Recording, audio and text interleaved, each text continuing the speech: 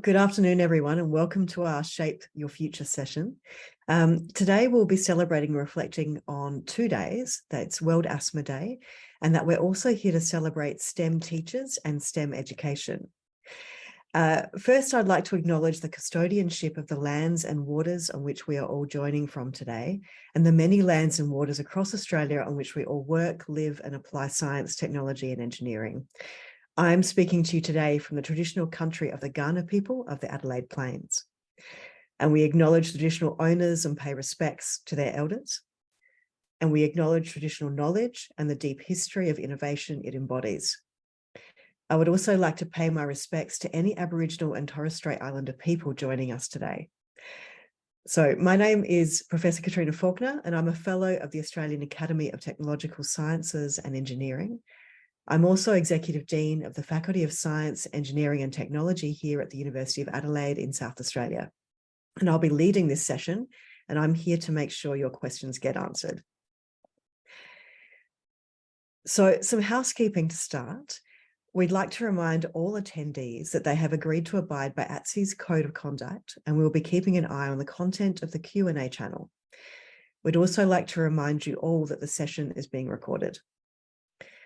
Following the presentations, there will be about 20 minutes or so for discussion, and we invite you to use this time to get your questions answered.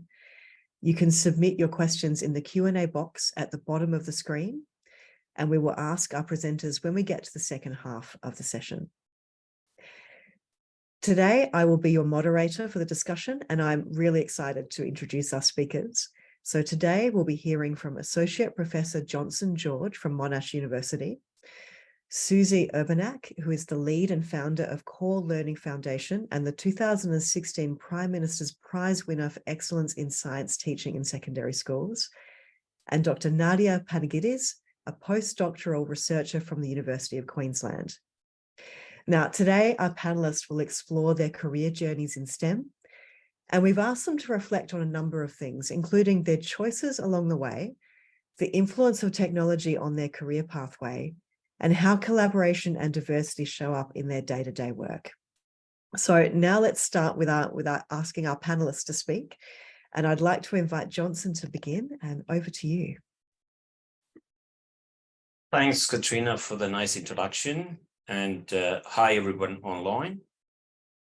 Thanks for the organizers for giving me this opportunity. I'm very humbled by this great opportunity to share some of the information that I'm going to provide in the next 5 or 6 minutes. I acknowledge the traditional owners of the land from where we have gathered today, which is the Wurundjeri people of Kulin Nations for me. I pay my respects to their elders, past, present, and emerging. Okay, a quick look at my career path to date. When I was in school, I would say I was an average or just above average student with interest in sports, especially athletics. I held a few leadership roles at school. I was captain for the house that I was representing, and also I was a school leader when I was in grade 10. I had interest in maths, chemistry, and physics. I won't say physics I was great, but maths and chemistry really interested me, and I was reasonably good in those two. So for a male, a natural progression would be getting into engineering. And at that time, a lot of my friends were choosing engineering as a career path for them, and they were looking at studies in that sort of space. For me, the turning point was I used to spend a bit of time in the town where I grew up in a community pharmacy. In the evenings, I used to spend a bit of time there, and I used to help them. And they told me, everyone's going into engineering. Why don't you look at something a bit different? And that's why I chose pharmacy as my first undergraduate degree. And I completed that in 1996. I did a bit of pharmacy marketing in 1997 as a first job, which was good, but I wanted to study further because I learned quickly that to progress in your career, you need to have higher degrees or you have to develop your knowledge further. And that's when I chose to do Masters in Pharmacy Practice, which I completed in 1999. So that had 1 year of coursework and 1 year of a research project. And then I started my career as a hospital pharmacist, 2 years at a university teaching hospital. And I was also doing a bit of teaching for the undergraduate students. I also did my postgraduate diploma in operations management at the same time, which I've found in later life that has really helped me to be a better manager when I'm dealing with projects, staff, etc. I started my PhD in 2001, and the topic that I chose was adherence to disease management in chronic obstructive pulmonary disease, which is similar to asthma, but mostly due to smoking. I completed that in 2004. And at that time, I was very tempted to stay in Melbourne because that's where I did my PhD. And my boss at that time told me, even if I have a job, I won't give it to you. Spread your wings and get out from here. And that's why I chose to go to Scotland to do a postdoctoral fellowship. And that was 2005 and 2006.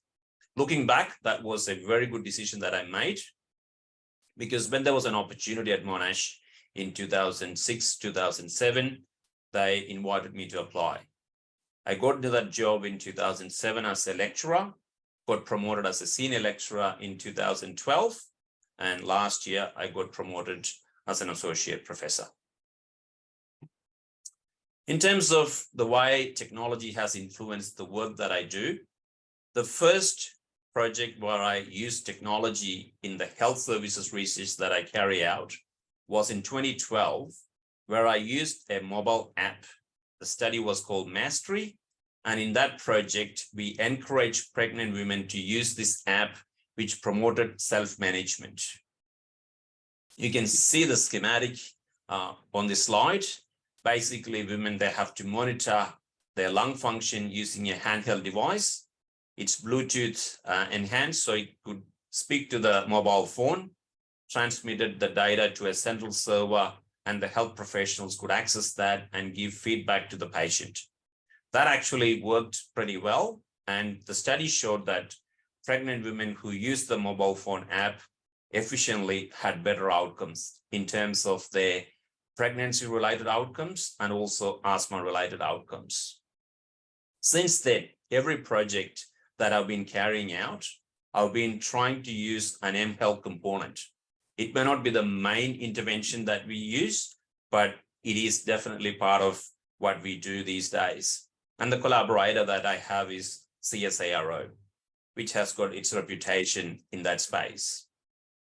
Looking forward, I would like to use more of artificial intelligence in what I do, and we can use routinely collected data. And in the respiratory space, there will be plenty of opportunities in terms of optimizing the diagnosis of conditions such as asthma and COPD, just by looking at data that we routinely collect with the help of artificial intelligence. The importance of collaboration and networking. So these days, you can't really survive in a research or academic environment without collaborations. It's important that you collaborate with the right people and the right team.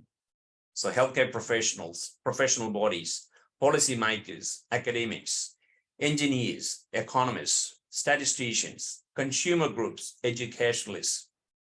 So the list goes on and on and on. But it's important to make sure that you play with the A team where possible. That's again something I learned from my boss many years ago.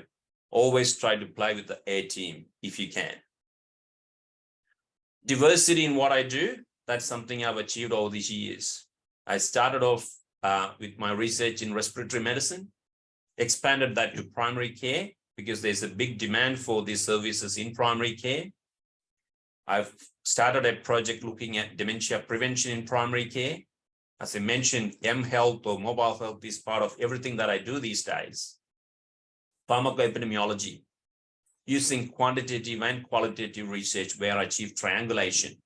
So all the way from clinical trials to qualitative interviews, surveys, they're all important. Doesn't mean one is more important than the other. It's important to have variety and a skill mix. And collaboration with not just the senior people. These days, to apply for grants, it is a requirement that you need to have people with the spread of experience in your team. So people with a lot of experience, senior researchers, professors. You need the mid-career researchers like myself in the team, and also early career researchers. And that's how the team, everybody grows and everybody sort of shares their expertise and knowledge among other people in their team. In terms of collaborations, just to give you an idea how wide you can go with your networking and collaborations. And every time you work with someone, you can see some of the lines are thicker than the others, and that means there are multiple collaborations with those people. But some of them, we may do 1 or 2 projects and maybe you don't get more opportunities. But my advice to everyone is to don't burn any bridges, because you will have people sometimes you like working most, and sometimes you probably don't enjoy the experience as much with some of the others. But please don't burn any bridges, because you never know when you need to contact that person again. Some of the proud moments in my career so far. So one of the grants that I was successful in, one of the NHMRC dementia prevention grants announced by the previous health minister, Greg Hunt, and also the award for teaching excellence from our Vice Chancellor at Monash University, Margaret Gardner. My 2 cents worth, I don't like giving advices, but just some of the things that I have learned myself. Always have a mentor. You can have multiple, but at least one mentor. Don't be shy to ask. If you don't know or if you want help, always ask for help. There are people out there who are very willing to mentor and help people. And have a LinkedIn page. I mean, Facebook is very popular, but when it comes to professional connections, I think something like LinkedIn will be more effective and useful. It is still a small world, as I mentioned earlier. Don't burn any bridges and never say never, because you might change your mind. And be brave and get out of your comfort zone. I've done that myself more than once. Every time I did it, at that time, it wasn't the most pleasant experience, but I found out that it actually helped me quite a bit later on. And it's okay to make mistakes, and you can always make changes in your career paths. Don't think that if you go down one path, you can't change it. You can always come back, or you can change, you can divert, etc. And try to gain some hands-on practical experience, and when possible, help others. Thank you for your time, and I wish all of you good luck in your career endeavors. Thank you. Thank you so much, Johnson. That was a wonderful summary of your career, but also, key lessons for all of us to take forward. I'd like to invite Suzie now to reflect on her journey. So over to you, Suzie. All right, I'm just getting ready. So thank you. So hello. So my name is Suzie. I love rocks and I climb volcanoes in my spare time. That fascination of rocks, the earth, understanding how the earth works, wanting to be a part of the environment, the natural environment, has always, as long as I can remember, has always been a very, very pivotal part of my life. I didn't recognise it then, but what I was doing was setting myself up to be a scientist. Someone in STEM, even though back then STEM wasn't an acronym that was used, but someone to be a scientist, actually going out there, engaging curiosity, asking questions, why and how things happen, looking for connections between different elements of the different spheres of the earth, and wanting to be enticed to go even further than that. So way back in primary school, around 8 years of age, I knew that I wanted to be a geologist. It just fascinated me. I went out everywhere I could, asked my mother to take me anywhere to collect rocks to get that fascination. Like Johnson, I wasn't the best of students. I had to work really, really hard at, particularly with English as a second language. I had to work really, really hard in terms of getting that English grade, which to this day still hovers over me and gives me pain.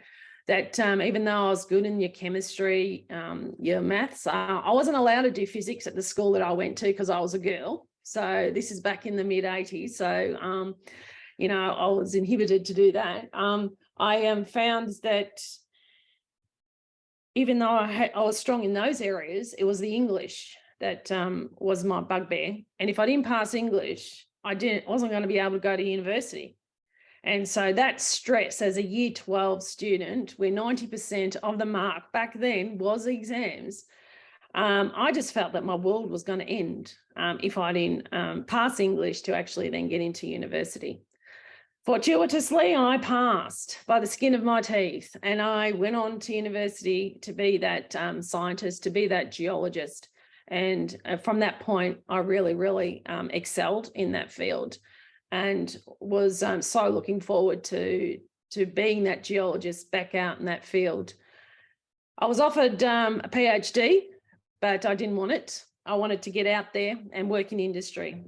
I wanted to see what it was really like. I wanted to find those ounces of gold. I wanted to be that explorer, to eventually become a managing director of an exploration company. When I started in geology, up in a place called Telfer, the Great Sandy Desert in Western Australia, I thought to myself, where's all the homegrown talent? We're all migrants over here. There's no Western Australians. Where are they? And secondly, why wasn't I taught to be a scientist? That really made me think of where were those skills? Like, content's content, but you got to put it into the skills and have those skills to be the best person that you can be when it comes to collecting data, analysing data, interpreting data, and therefore creating a story. Like I always say to my students, love your data and let the data tell the story. Having those skills and actually doing that collecting that data initially was very important. I didn't realise that 15 years later, those two observations would actually be the foundation to the learning philosophy that I developed, purely because I wanted to make sure that students were loving science, and to love science, you have to engage in science. For me, science is not worksheets and textbooks. Science is hands-on learning, working in teams to problem solve, to create, to innovate. So my core learning model that I started developing 20 years ago was based on that foundation of those two observations, and making sure that I had young scientists and young engineers in the classroom doing what I call PBL, which is project-based learning. PBL now is the actual contextually set project, which I call, which I give the context of CARMA, contextual, authentic, relevant, meaningful, and applicable learning. And PBL, the verb, meaning the process. So underpinning all the learning philosophy is your intrapersonal and interpersonal STEM enterprising skills that I call them. So we have our business units in which the students work in teams. And this is what I don't call STEM a subject. STEM learning is an interdisciplinary approach where we understand how we apply maths. We actually use a STEAM framework because I find that the arts is also very important in terms of creativity, but not only that, in science communication and being able to be verbally explicit in what you have learned, how you were learning it, and what you have found through your results. So our students work in teams. We start as young as year 3 in some schools, work in teams which we call business units to problem solve and develop a project. So am I needing to wrap up? No. And so, yeah, so I never ever thought I'd be an educator, and never did I ever think that I would then leave the system because I wanted to make more of an impact with other people and other schools. I left the system, the education system, because of the success that I did have by engaging with students from a diversity of backgrounds, the Bs, the Cs, the Ds, the traditional ones, that otherwise wouldn't have known how to actually be or engage with science, or they thought that they couldn't do science. But through doing and accessing that entrepreneurial spirit, allowing exploration and allowing discovery within that classroom, there's a number of alumni that I have that are actually working in industry, in the resources industry, that otherwise wouldn't have been in the resources industry if they weren't given if it wasn't inclusive and had the diversity of learning tasks to enable them to succeed, to develop self-agency. So to me, that is the prime most requirement of STEM. To get people, if we want STEM fields to have the best, we got to make sure that we open up our classrooms to engage all students to actually experience science, experience technology, love maths, and understand how that applies to themselves, the world around them, and to what's happening in the future. So look, as I said, I love rocks and I love volcanoes. If you want to fix the earth, you have to understand how it works. And so for me, that context of earth science education is primary, because from that, how our lives are then managed from that point becomes imperative. So yeah, is my time up?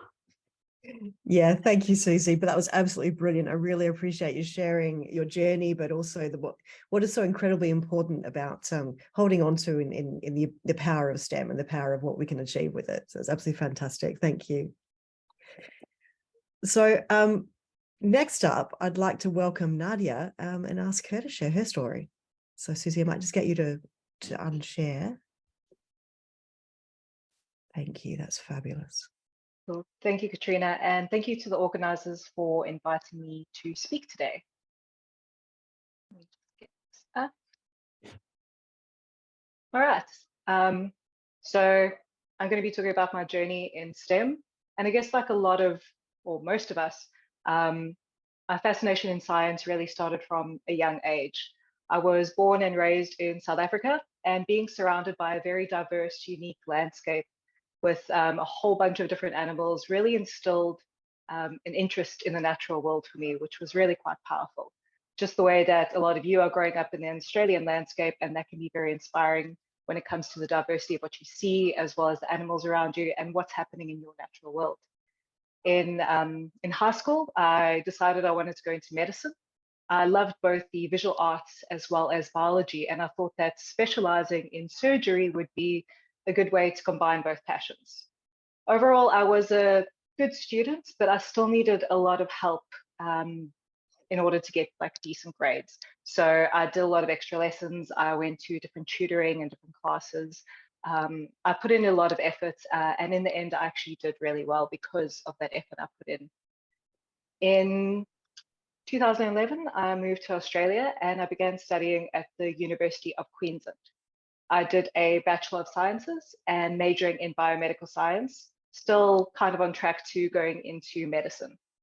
And during my undergraduate, one of my friends who was working in a venoms lab at the time asked if I wanted to come and help them feed spiders and scorpions. And I said, yes, of course I want to come help you feed spiders and scorpions. That's really cool.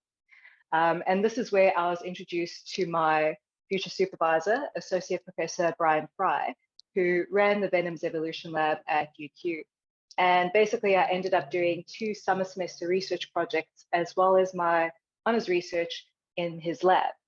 And the research that I was doing there was to do protein fingerprinting of African cobra and viper venoms. Basically, I was exploring what proteins and toxins were in the venoms, how the snakes were related based on their venoms, and whether any of these toxins had anti-cancer potential. For those of you who don't know, animal venom is an amazing cocktail of proteins, toxins, and enzymes. And there are a number of medicines on the market today that have been derived from animal venoms. So this was very, very cool work. It was very interesting. And this is the time where I actually really fell in love with research. And particularly, I fell in love with lab work. I love working in the lab. And from that moment, I knew that's what I wanted to do with my life. I want to work in a lab. I want to be a researcher. And I no longer sought out to do the medicine route. So after my honours, I worked as a research assistant at the AIBN, which is a research institute at UQ. And I was working in an immunology lab with Associate Professor Barbara Rolfe. And what I was working on was to basically investigate how we can get our own immune systems to fight cancer the way our immune system in our bodies fights an infection. So also really very cool work. And I really wanted to do my PhD in that lab, but unfortunately, my supervisor didn't have any funding at the time to support me. but she was extremely encouraging, and she encouraged me to apply for an ARC Training Centre PhD scholarship. So I applied for one and I got it. And in 2019, I started my PhD in the Centre for Biopharmaceutical Innovation. And the focus of my project was to find therapeutic antibodies to help treat people with chronic respiratory diseases like asthma. And the work I was doing was very much focused on molecular biology techniques. And I used a very interesting platform technology called phage display that uses bacteriophage, which are viruses that infect bacteria, to accomplish a lot of this antibody discovery work.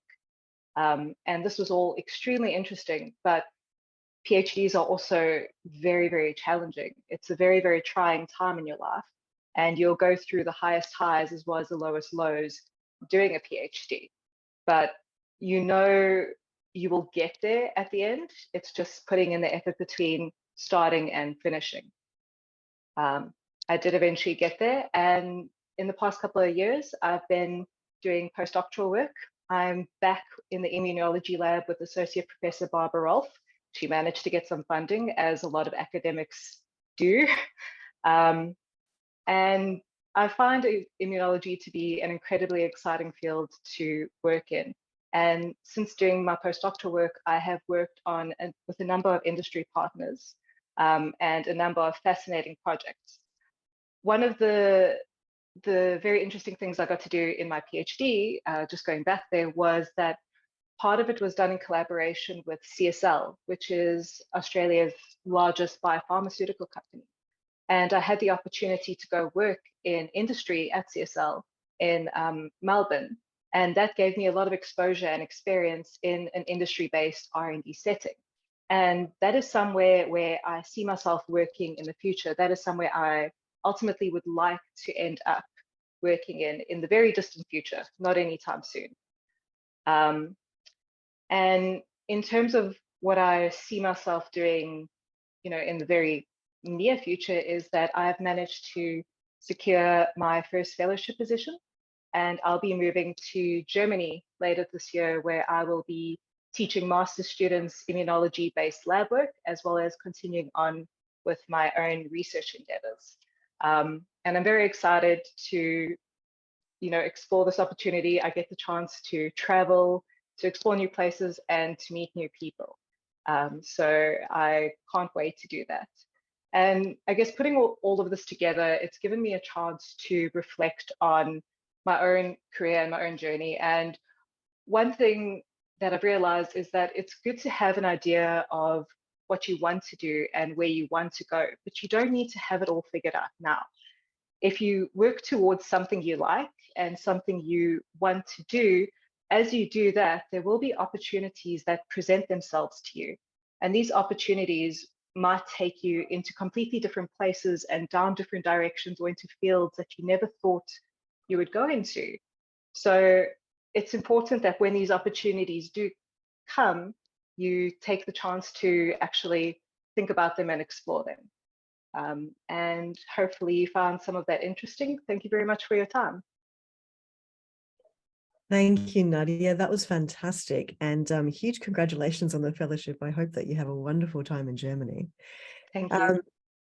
Now we're going to move on to the discussion time. And I know some of you have already been submitting questions, but just a reminder for everyone that you can submit questions through the Q&A button at the bottom of your screen.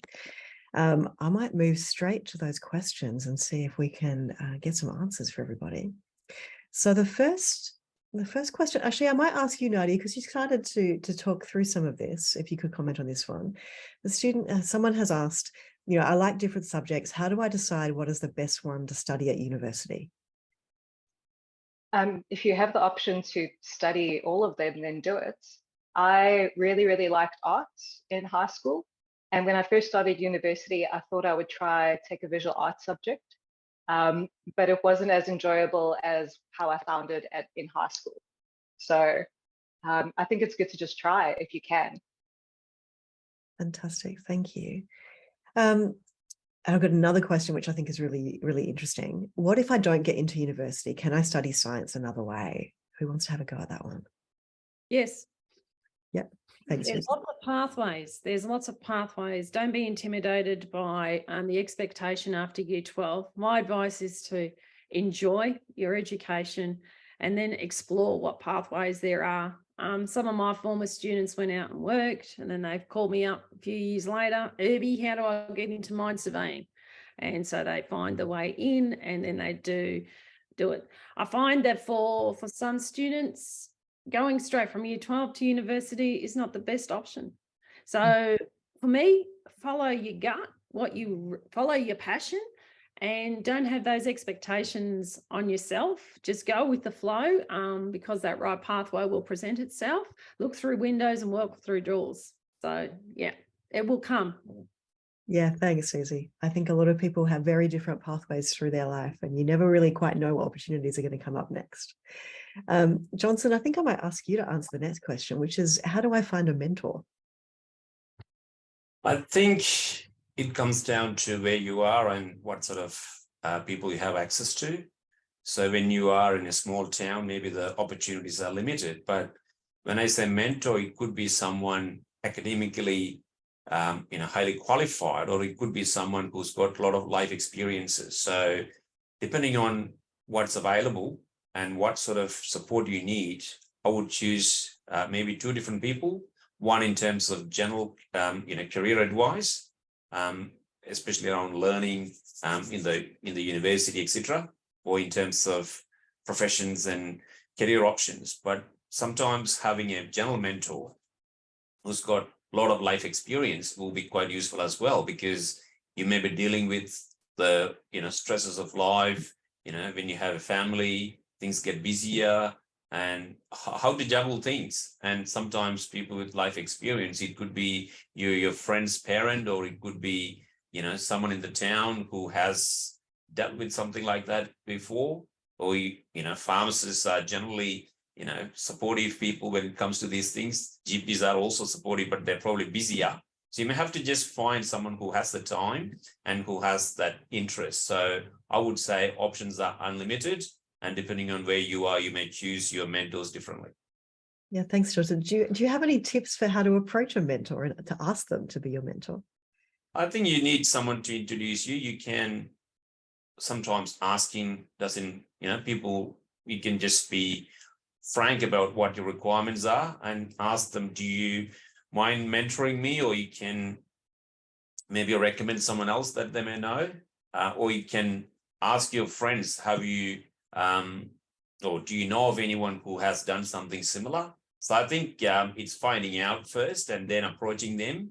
And if they can't do it, just ask them, do you know of someone who may be appropriate for this, or who may have the time or interest? Yeah, thank you.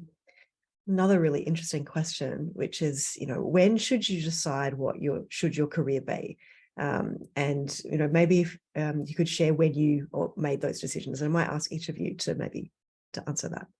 So Nadya, could we start with you? Sure.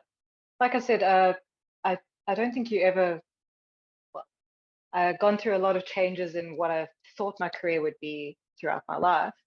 And I don't think you really know, even when you're in it, you can basically say that my career is what I'm doing now, but I don't know if I'm going to be a scientist in the next 10 years. So it's something that can change and doesn't exactly need to be set in stone. If you have a goal and a career in mind that you really want to go for, then go for it. But just know that it can change, and what your idea of what you want your career to be is also potentially going to change as you go through it. Thanks, Nadya. What do you think, Suzie? Yeah, I totally agree with Nadya. My advice is, if you're not sure where you want to go, identify your life purpose and follow your passions, and your career does change. Like, I never envisaged that I'd ever be an educator, but I had a significant, what I call an asteroid impact life event that changed the whole course of my life. But what I experienced as a geologist was invaluable to what I needed to become an educator, a STEM educator of the future. So, and now I'm an entrepreneur running an NFP that I never, ever, even 7 years ago, would have thought that this is where I'd be now. So just, as I said, go with the flow and follow your passions, so your passion becomes your work. And Yeah, then you thanks, feel like Suzie. you're going to work. Brilliant.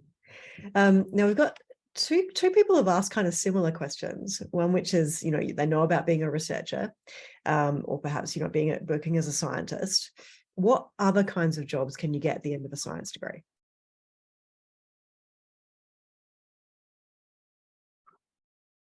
I think Everything. sorry, Suzie. I think a lot of companies value they do value PhDs, and you can go into different fields with a PhD. You can go into a more economics or financial based system, because a PhD is not just about the topic or the science that you did, it's about the process that you've started this project from start to finish. And you basically develop a lot more skills that are translatable into other fields. What do you think, Johnson? I think with science degrees, you have a lot of opportunities and options. And depending on how you want to take your career, you can start with an entry-level job where a science degree is enough. But as you want to progress further, you realize that you need to have probably higher qualifications. A PhD is probably something that you don't want to think about when you start university. I never thought about that at that time. I can tell. And even with a master's, I didn't think about it until I started working. And then I realized if I want to go up further, I have to have something, bigger. And that's when I looked into a master's option. And then I was again satisfied. Then after a couple of years, I realized that people who have gone up further, they've got this additional qualification. And depending on your circumstances, you don't have to do it immediately, especially females, as we know, there will be career interruptions because of family and other reasons. It can happen to males as well. And it's important that you realize that it's not the end of the world if you don't do exactly as your friends. You can do things differently at different times. And yeah, I think science gives you a lot of options. Oh, absolutely. I completely agree, Johnson. I think looking at where our students end up, our science graduates end up in almost every industry, because as someone who is studying a science degree, they love solving problems, they love understanding how things work, and they're really passionate about about the environment and understanding the world around us, and being able to think about systems, being able to solve problems and apply that. That's needed in every sector, whether it's working in government, working through into finance. Everyone needs to understand those ways of thinking. So no, it's a lot that you can do with a science degree. If I can just add one thing, Katrina, yeah. there are a lot of double degrees these days where, you combine, say, for example, pharmacy with engineering. There are degrees, or sometimes accounting, or, you have all these double degree options where you are working in two completely different fields. Yeah, absolutely. Absolutely. I might ask, there's a really interesting question that's come up. Is working in science always exciting? But really the second part of that is, what are the boring parts of your job? I can answer that.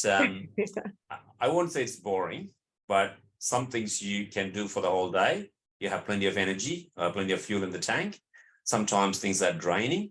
And an example for that is marking, because you sometimes mark the same question for 250 plus students, but you want to maintain the standards in what you do for the first student, kept the same way for the last student as well. So take, breaks, and I won't say it's boring, but it's probably one of those draining things that I do. Suzie, what about you? Is there anything boring in your day? I'm kind of guessing not. When I'm working by myself and not working with people. So I guess, sometimes I like that time, but I get a lot of energy off people. And so it's really important to have conversations and develop ideas. So I'd say, working solo. Fantastic, thank you.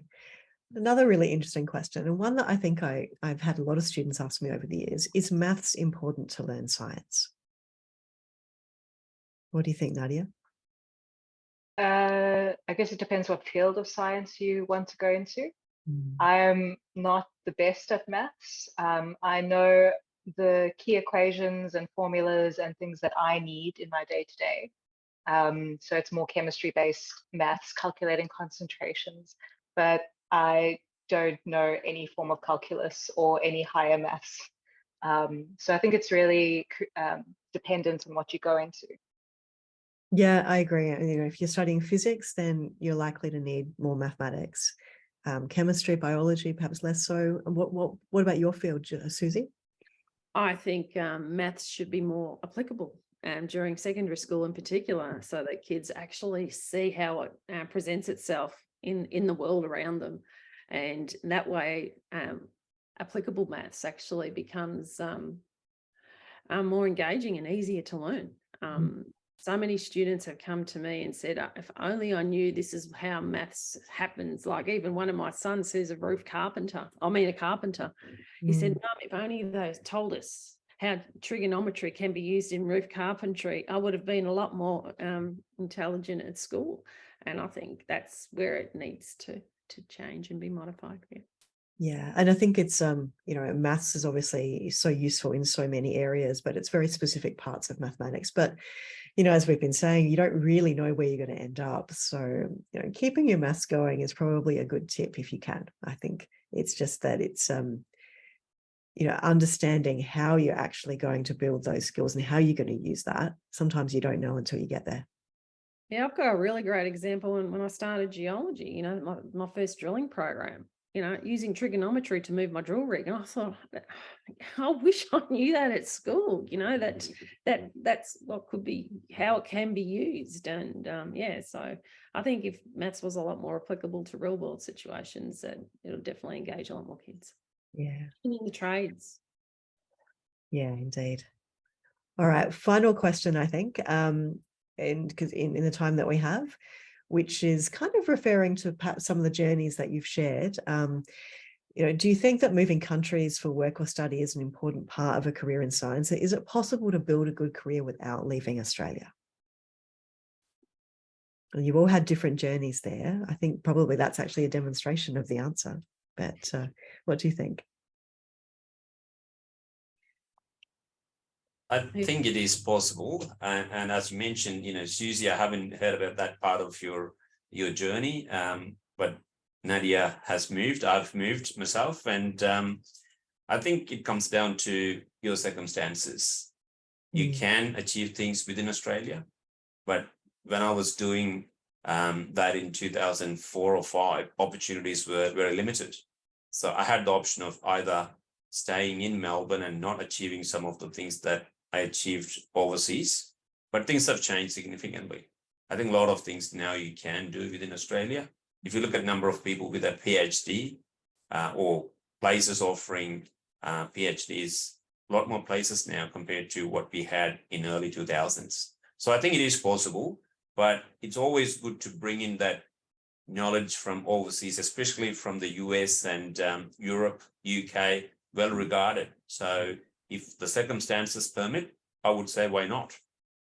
That might be the key thing, because I don't think it's necessarily about being in Australia or not being in Australia. It's probably about being in new spaces with new people, wherever that might be, putting yourself out of your comfort zone and exploring new ways of thinking. And that can be moving to another community in your city. But it's about testing yourself, I think, and putting yourself into new opportunities as you move through your career. We're out of time, unfortunately, but thank you so much to everyone for the fantastic questions, and thank you to our presenters today for showcasing their journeys and for the excellent discussion. There are other Shape Your World, Shape Your Future sessions probably running this year. Please do consider joining us again and to hear from other people working in STEM. And I'd also like to remind you that ATSE's awards are actually open now for nominations. So if you know an excellent technologist, engineer, or applied scientist, and after today you absolutely do, please consider nominating them now. We'll also be sending out a short feedback survey to you following this session, along with a worksheet, so you can explore the ideas from today a bit more. I hope you had a fantastic time. So I've certainly learned a lot and really enjoyed the conversation today. And I hope everyone enjoys the rest of their day. Thank you. Yeah, Thank you very much.